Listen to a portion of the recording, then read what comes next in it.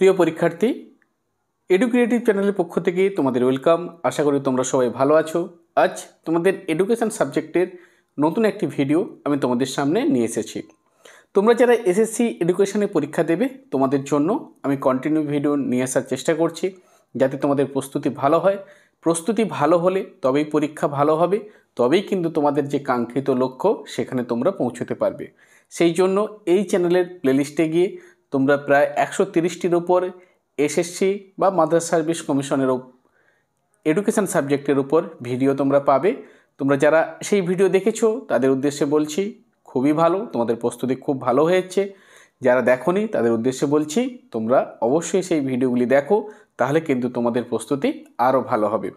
বিষয়বস্তু যত ভালো করে জানবে তত কিন্তু তোমার কনফিডেন্স লেভেল বাড়বে, ততই কিন্তু তুমি পরীক্ষাতে ভালো ফলাফল করতে পারবে। তাহলে আজকে যে টপিক নিয়ে আমরা আলোচনা করব সেটি হচ্ছে স্ট্যানফোর্ড বিনেট ইন্টেলিজেন্স স্কেল। এখানে আমরা পার্ট 1-এ কিছু এমসিকিউ প্রশ্ন এবং তার উত্তর আলোচনা করেছি। আজকে পার্ট 2-তে অবশিষ্ট এমসিকিউ প্রশ্ন এবং তার উত্তর আলোচনা করব। তাই ভিডিওটি গুরুত্বপূর্ণ হতে চলেছে, মনোযোগ দিয়ে ভিডিওটি দেখো। তোমরা যারা এই চ্যানেলে প্রথম, চ্যানেল সাবস্ক্রাইব করো, লাইক করো, বন্ধুদের মধ্যে শেয়ার করো। আর তোমাদের কোনো জিজ্ঞাসা থাকলে তোমরা অবশ্যই কমেন্ট করতে পারো, আমি তার যথাযথ উত্তর দেওয়ার চেষ্টা করব। তাহলে চলো, প্রথম যে প্রশ্নটি রয়েছে যে আমরা দেখতে পাচ্ছি 25-এর দাগে যে প্রশ্ন, এর আগে 24টি আমরা প্রশ্ন এমসিকিউ প্রশ্ন এবং তার উত্তর পার্ট 1-এর ভিডিওতে আলোচনা করেছি। আজকে 25 নম্বর প্রশ্ন, মেন্টাল এজ বলতে বোঝায়। তাহলে মেন্টাল এজ বলতে বোঝায়, আমরা অপশানগুলো দেখে নেব। বয়সের ভিত্তিতে নম্বর, শারীরিক বৃদ্ধি, মানসিক ক্ষমতার বয়স আর আইকিউ স্কোর। তাহলে এই প্রশ্নের সঠিক উত্তর অপশান সি, মানসিক ক্ষমতার বয়সকেই কিন্তু মেন্টাল এজ বলা হচ্ছে।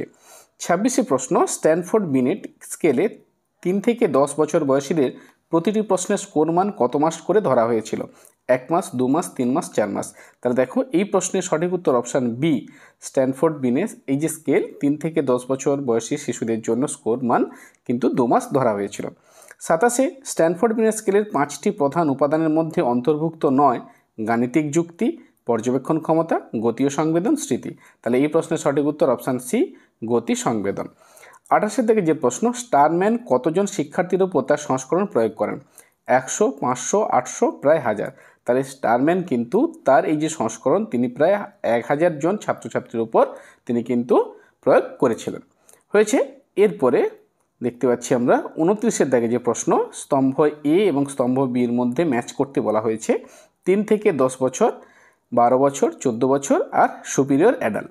তাহলে দেখে নেই আমরা 3 থেকে 10 বছর এই যে অপশান এখানে আমরা দেখতে পাচ্ছি তাদের জন্য 2 মাস, প্রতি প্রশ্নে 2 মাস স্কোর। 12 বছর এখানে আমরা দেখতে পাবো বয়স, সেখানের জন্য প্রতি প্রশ্নের জন্য কত ছিল? 3 মাস করে স্কোর। আর 14 বছর যারা রয়েছে তাদের জন্য প্রতি প্রশ্নের জন্য 4 মাস করে স্কোর।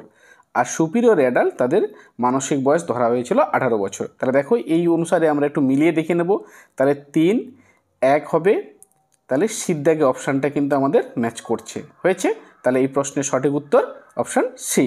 দেখো পরে যে প্রশ্ন রয়েছে 30-এর দাগে, স্ট্যানফোর্ড বিনেট স্কেলের সাহায্যে কি মূলত নির্ণয় করা হয়? তাহলে সামাজিক দক্ষতা, শিক্ষাগত যোগ্যতা, বুদ্ধিমত্তার মাত্রা, নৈতিক মূল্যবোধ। তাহলে এই প্রশ্নের সঠিক উত্তর অপশান সি, বুদ্ধিমত্তার মাত্রা। এটি কিন্তু স্ট্যানফোর্ড বিনেট স্কেলের সাহায্যে নির্ণয় করা হয়। 31 প্রশ্ন, ভার্বাল রিজনিং পরিমাপ করে চিত্র বিশ্লেষণ, গাণিতিক দক্ষতা, ভাষা চিন্তার যুক্তি আর শরীরের গঠন। তাহলে এই প্রশ্নের সঠিক উত্তর ভার্বাল যেহেতু আছে তাহলে ভাষা, অবশ্যই ভাষা এবং চিন্তার যুক্তি।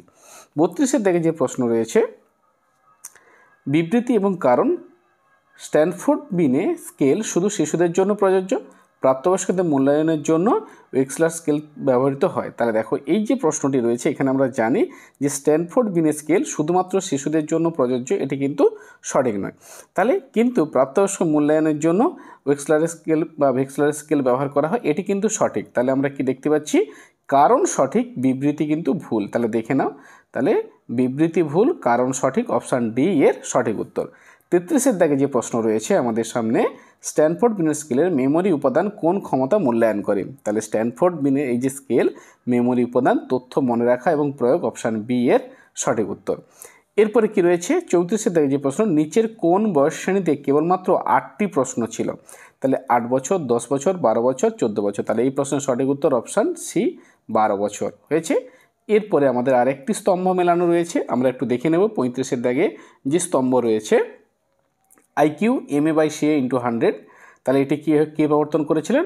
স্টার্ন। তাহলে অপশান A4 হবে। তাহলে দেখো শীত দাগে আছে, এটি হচ্ছে গিয়ে সঠিক উত্তর। তবু আমরা বাকিগুলো মিলে দেখে নেব। দেখো মোট 90টি প্রশ্ন কোথায় ছিল? টার্মেন সংস্করণে। সুপিরিয়র অ্যাডাল্ট, এটি নতুন একটি যুক্ত শ্রেণী, আইকিউ গড় 100 হয়েছে। তাহলে দেখো অপশান সি এর সঠিক উত্তর হয়েছে। তাহলে আমরা এতগুলো MCQ প্রশ্ন এবং উত্তর আলোচনা করলাম। এরপরে আমরা বাকি MCQ প্রশ্ন উত্তরগুলো দেখব। দেখো এরপরে আমাদের 36-এর দাগে যে প্রশ্ন রয়েছে, স্ট্যানফোর্ড বিনেট স্কেল প্রথম কোন পরীক্ষায় বুদ্ধাঙ্ক নির্ধারণের পদ্ধতি প্রবর্তন করেছিল? ওয়েক্সলার স্কেল, বিনে-সাইমন স্কেল, টারম্যান সংস্করণ, অ্যাপটিটিউড স্কেল।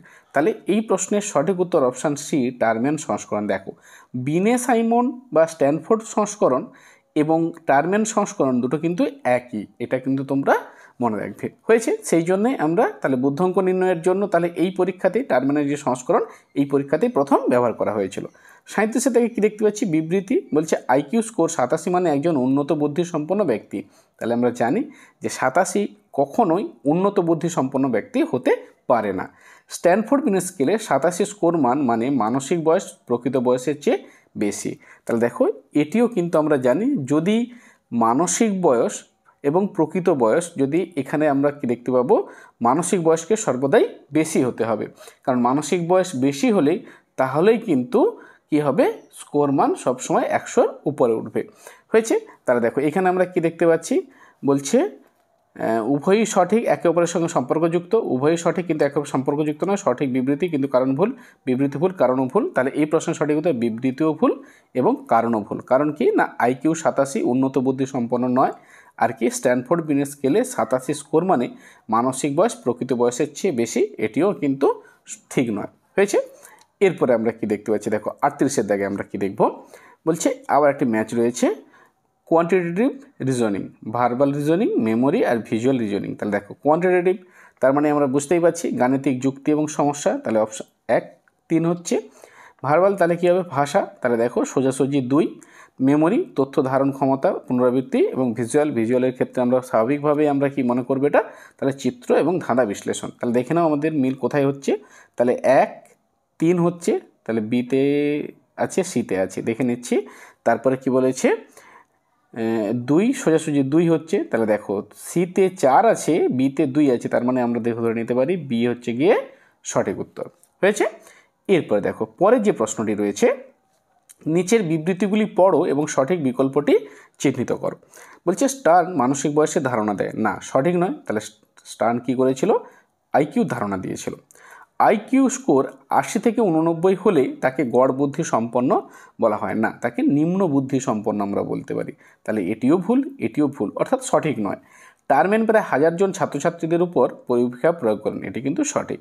সুপিরিয়র অ্যাডাল্ট শ্রেণীতে 18 বছরের বয়সের মানসিক বয়স ধরা হয়। তাহলে সুপিরিয়র অ্যাডাল্ট শ্রেণীতে 18 বছরের মানসিক বয়স ধরা হয়, এটি কিন্তু তাহলে আমরা কি দেখতে পাচ্ছি? সঠিক।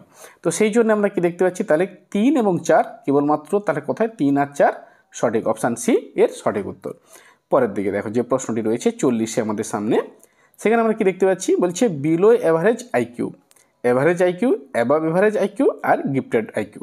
তাহলে দেখো বিলো অ্যাভারেজ আইকিউ মানে আমরা বুঝেই নিতে পারি, তাহলে সেটা 80 থেকে 89। তাহলে দেখে নাও 1, 2 কোথায় আছে? দেখো বিদ্যাগে আছে, অর্থাৎ এটি হচ্ছে গিয়ে সঠিক। তা সত্ত্বেও আমরা বাকিগুলো একটু দেখে নেব। তাহলে অ্যাভারেজ আইকিউ তাহলে কত হবে? 90 থেকে 110 হয়েছে। অ্যাবাভ অ্যাভারেজ আইকিউ তাহলে কী হবে? 110 প্লাস, আর গিফটেড 130 প্লাস হয়েছে। তাহলে দেখো মিলে গিয়েছে আমাদের। তাহলে 4, 3 হয়েছে, 3, 4 হয়েছে, 2, 1 আর 1, 2। ওকে, চলো পরে যে প্রশ্নটি রয়েছে আমাদের 41-এর দাগে, সেখানে কি দেখতে পাচ্ছি? নিচের বিবৃতিগুলি পড়ো এবং সঠিক বিকল্পটি চিহ্নিত করো। স্মৃতি এবং পর্যবেক্ষণ ক্ষমতা স্ট্যানফোর্ড বিনেট স্কেলে মূল্যায়নযোগ্য। আইকিউ 113 হলে সে উন্নত বুদ্ধি সম্পন্ন হিসেবে গণ্য হবে। আর বিনে-সাইমন স্কেল প্রথম ফ্রান্সে প্রয়োগ হয়। স্ট্যানফোর্ড বিনেট স্কেল মূলত থাস্টন দ্বারা তৈরি। দেখো এইখানে আমরা যদি দেখি, তাহলে স্মৃতি এবং পর্যবেক্ষণ ক্ষমতা স্ট্যানফোর্ড বিনেট স্কেলে মূল্যায়নযোগ্য, এটি সঠিক। আইকিউ স্কোর 113 হলে উন্নত বুদ্ধি সম্পন্ন হিসাবে, এটিও সঠিক। বিনে-সাইমন স্কেল প্রথম ফ্রান্সে প্রয়োগ হয়, এটিও সঠিক। স্ট্যানফোর্ড বিনেট স্কেল মূলত থাস্টন, না থাস্টন হবে না, এখানে টারম্যান দ্বারা তৈরি হয়েছিল, তাহলে এটি ভুল। তাহলে আমরা কি দেখতে পাচ্ছি? 1, 2 এবং 3 সঠিক। তাহলে কোথায় আছে? এই দেখো বিতে কেবল 1, 2, 3 সঠিক। এবার দেখো 42 এবং সবশেষ যে প্রশ্নটি আমাদের সামনে রয়েছে বলছে স্ট্যানফোর্ড বিনে স্কেলে স্মৃতি উপাদান থাকে না, আইকিউ নির্ধারণে শুধুমাত্র গাণিত এবং ভাষাগত দক্ষতা প্রয়োজন হয়। তাহলে এই যে প্রশ্নের অপশানগুলো আমরা দেখে নিই কী বলছে। বলছে স্ট্যানফোর্ড বিনের স্কেলে স্মৃতি উপাদান থাকে না, না তাহলে এটি তো সঠিক নয়, স্মৃতি তো অবশ্যই মেমোরি থাকে, তাহলে এটি সঠিক নয়। এরপরে আমরা কি দেখতে পাচ্ছি আইকিউ নির্ধারণে শুধুমাত্র গাণিতিক এবং ভাষাগত দক্ষতার প্রয়োজন না, 5টি উপাদানের প্রয়োজন, তাহলে এটিও সঠিক নয়। তাহলে আমরা কি দেখতে পাচ্ছি বিবৃতি এবং কারণ দুটোই কিন্তু ভুল। তাহলে আমাদের দেখব option A B C D, তাহলে অপশান ডিতে বিবৃতি ও কারণ উভয়ই ভুল হয়েছে। তাহলে এই ছিল এতগুলি এমসিকিউ প্রশ্ন এবং উত্তর। তাহলে তোমরা বুঝতেই পারছো শুধু কেবলমাত্র স্ট্যানফোর্ড বিনে ইন্টেলিজেন্স স্কেলের উপরে আমি কিন্তু 42টি এমসিকিউ প্রশ্ন এবং তার উত্তর তোমাদের সামনে নিয়ে এসেছি। এগুলি তোমাদের কিন্তু এই প্রশ্নগুলি যদি ভালো করে তোমরা বুঝতে পারো, এর উত্তরগুলো যদি করতে পারো, তাহলে কিন্তু এই অভিজ্ঞতা থেকে যে ধরনের প্রশ্ন আসুক না কেন তোমরা কিন্তু সমস্ত ধরনের প্রশ্নের উত্তর করতে পারবে। আশা করি ভিডিওটি তোমাদের ভালো লেগেছে। যদি ভালো লাগে অবশ্যই লাইক করো, কমেন্ট করো, বন্ধুদের মধ্যে শেয়ার করো, তাহলে তোমাদের প্রস্তুতি আরও ভালো হবে। ভালো থেকো, খুব ভালো করে পড়তে থাকো। শেষে একটাই কথা বলবো, পরিশ্রম করো, কঠোর পরিশ্রম করো, নিষ্ঠার সঙ্গে পরিশ্রম করো। এই পরিশ্রমের মধ্যে কোনো ত্রুটি রাখবে না। সৎ পরিশ্রম করলে তুমি কিন্তু সফল হবেই হবে। ভালো থেকো, খুব ভালো করে পড়তে থাকো। পরবর্তীকালে নতুন একটি ভিডিও আমি তোমাদের সামনে নিয়ে আসতে চলেছি।